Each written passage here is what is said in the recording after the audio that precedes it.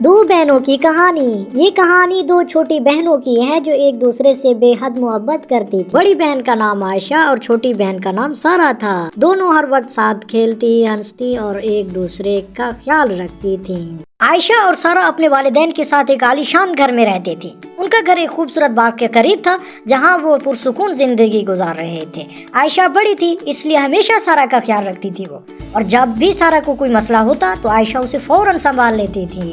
एक दिन दोनों बहनें बाग में खेल रही थी कि अचानक बादल गरजने लगे और तेज हवा भी चलने लगी। सारा डर गई और आयशा को कहा कि अब हम घर चलें। आयशा ने मुस्कुराते हुए कहा कि डरने की जरूरत नहीं है, मैं तुम्हारे साथ हूँ।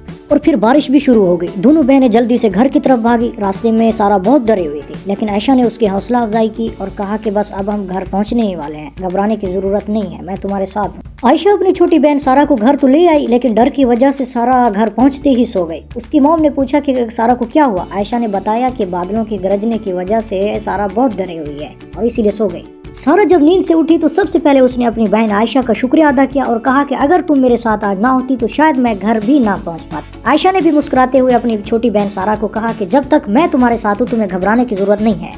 ये कहानी हमें सिखाती है कि बहन भाइयों के दरमियान मोहब्बत और ख्याल रखना कितना जरूरी है। जब हम एक दूसरे का साथ देते हैं तो कोई भी मुश्किल हमें हरा नहीं सकती और एक दूसरे का साथ देने से खुशियाँ भी हमारी मजीद बढ़ जाती हैं।